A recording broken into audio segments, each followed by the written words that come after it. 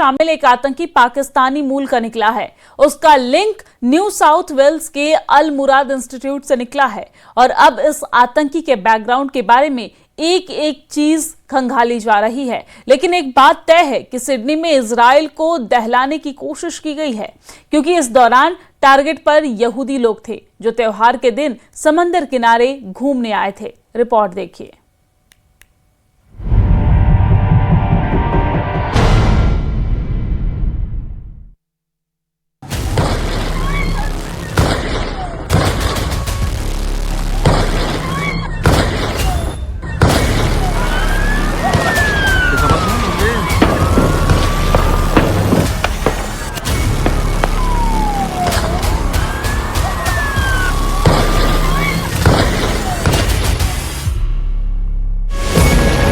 Australia के शहर Sydney में हुआ एक ऐसा आतंकी हमला जिसके बाद भड़क सकते हैं 5 युद्ध।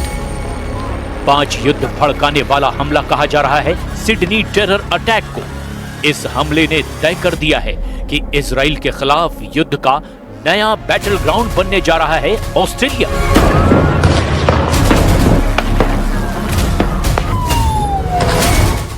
सात अक्टूबर 2023 को इजराइल पर हमास के हमले के बाद अब ठीक 2 साल बाद 14 दिसंबर 2025 को यहूदी लोगों को टारगेट पर लेकर किया गया सबसे बड़ा हमला है।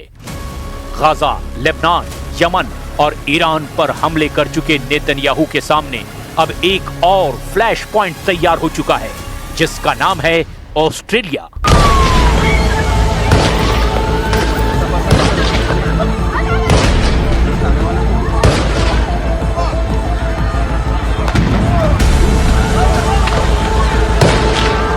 सिडनी में समंदर के किनारे हुए हमले ने पूरी दुनिया के होश उड़ा दिए।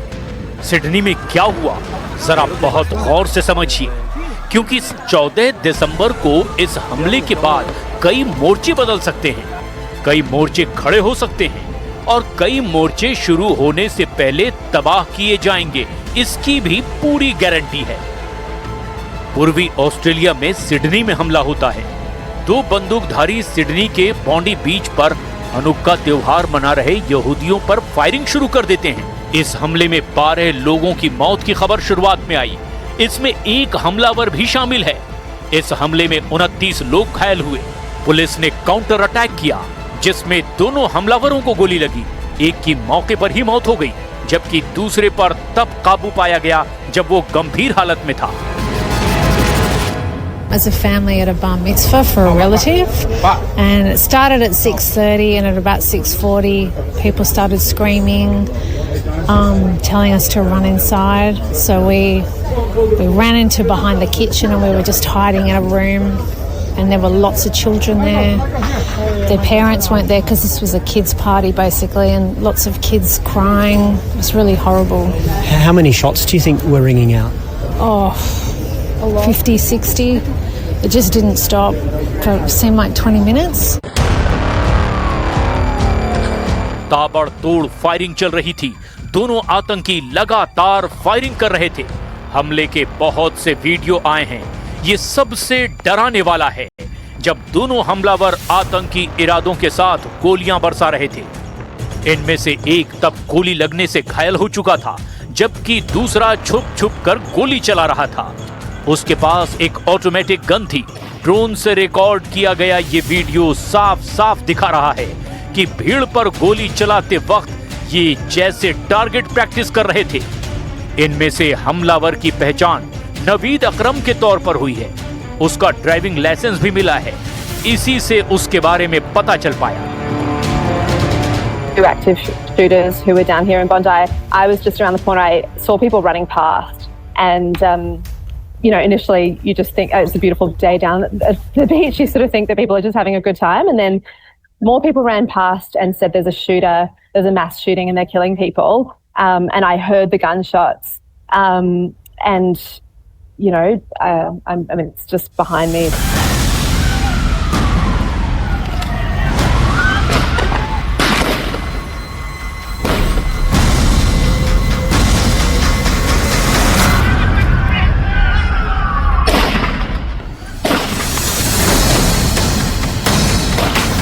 इस हमले ने दुनिया के सबसे सुरक्षित देशों में से एक यानी ऑस्ट्रेलिया को झकझोर कर रख दिया। जब एक हमलावर गोली चला रहा था तब वहां मौजूद एक व्यक्ति हिम्मत दिखाकर उस पर टूट पड़ा, उसकी बंदूक छीन ली और फिर हमलावर पर ही बंदूक तान दी। उसकी इस बहादुरी ने बहुत से लोगों की जान बचा ली, लेकिन तब तक दोनों बहुत नुकसान कर चुके थे। बॉन्डी बीच पर लाशें बिखरी पड़ी थी। आतंकी से बंदूक छीनने वाले शख्स का नाम अहमद अल अहमद है। 43 साल के इस आम नागरिक ने बहुत बहादुरी दिखाई, जबकि इस दौरान दूसरे आतंकी ने उसे गोली मारी। इस वक्त अहमद अल अहमद अस्पताल में भर्ती है। उसे सिडनी का हीरो कहा जा रहा है। It was a Hanukkah event. It was a Jewish event. It was full of grandparents and grandchildren celebrating their religious event together. It was a community event. I was walking next to it, and then there was, I guess, a series of shots. It ended up being, I think, a few hundred shots. इस दौरान बॉन्डी बीच पर England के पूर्व cricketer Michael Vaughan भी मौजूद थे। उन्होंने एक रेस्टोरेंट में छुपकर किसी तरह अपनी जान बचाई। माइकल वॉन ने सोशल मीडिया पोस्ट में लिखा कि बॉन्डी में एक रेस्टोरेंट के अंदर बंद रहना बहुत डरावना था। अब मैं सुरक्षित घर पहुंच गया हूं। आतंकियों का सामना करने वाले इमरजेंसी स्टाफ का बहुत बहुत धन्यवाद। इस घटना से प्रभावित सभी लोगों के साथ मेरी संवेदनाएं हैं।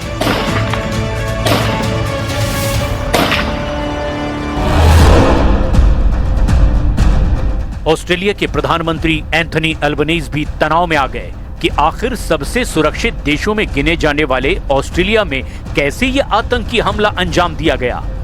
इस वीडियो में देखा जा सकता है कि कैसे दो आतंकियों ने ऑस्ट्रेलिया के सबसे मशहूर समुद्री किनारों में से एक बॉन्डी बीच पर ताबड़तोड़ फायरिंग करके बहुत ही डराने वाले आतंकी हमले को अंजाम दिया। An attack on Jewish Australians is an attack on every Australian, and every Australian tonight will be, like me, devastated on this attack on our way of life. There is no place for this hate, violence and terrorism in our nation. पूरी दुनिया ने 2 साल तक Gaza में Israel के हमले देखे। Hamas को खत्म करने के लिए की गई इस बमबारी में 70,000 से ज्यादा लोगों की मौत हुई, जिनमें 25,000 तो सिर्फ बच्चे थे। लेकिन गाजा के युद्ध के बाद इजराइल के बाहर यहूदियों के खिलाफ हिंसा भी बढ़ी और ऑस्ट्रेलिया में हुआ ये आतंकी हमला इसका सबसे बड़ा और ताजा सबूत है। इजराइल के अमूमन हर साल करीब 90 लाख लोग विदेश यात्रा करते हैं, लेकिन गाजा में युद्ध के बाद बदले हालात की वजह से इसमें काफी गिरावट आई। 2023 में इजराइल से 90 लाख लोग विदेश यात्रा पर गए, 2024 में 70 लाख, 2025 में अक्टूबर तक का आंकड़ा बताता है कि 80 लाख इजरायली लोगों ने विदेश यात्रा की। ऑस्ट्रेलिया भी इजरायली पर्यटकों के लिए एक बड़ा डेस्टिनेशन कहा जाता है और अब 14 दिसंबर को जो यहां हुआ आतंकी हमले ने विदेशों में उनकी सुरक्षा को लेकर कई सवाल खड़े करने शुरू कर दिए हैं। Our police and security agencies are working to determine anyone associated with this outrage. Our agencies will provide you with factual updates as quickly as possible as they continue to emerge. Israeli नागरिक ज्यादातर Europe की यात्रा करते हैं, जिनमें Greece, Cyprus, Italy, Hungary, तुर्की और Spain उनके पसंदीदा जगहों में शामिल हैं। वहीं अमेरिका भी बड़ी तादाद में इजरायली नागरिक जाते हैं। एशिया में इजरायली टूरिस्ट सबसे ज्यादा थाईलैंड जाते हैं। 2023 में दुनिया भर में यहूदियों के खिलाफ हिंसा की 85 घटनाएं हुई। 2024 में ये तादाद 106 तक पहुंच गई और अब 2025 में भी तेजी से घटनाएं बढ़ी। ऐसे में ऑस्ट्रेलिया के सिडनी में हुए आतंकी हमले ने अब इजराइल की टेंशन और ज्यादा बढ़ा दी है।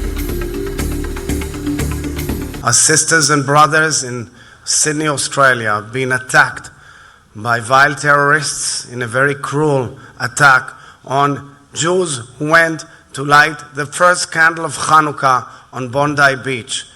Our heart goes out to them. Our heart misses a beat. The entire nation of Israel misses a beat in this very moment as we pray for the recovery of the wounded. We pray for them and we pray for those who've lost their lives.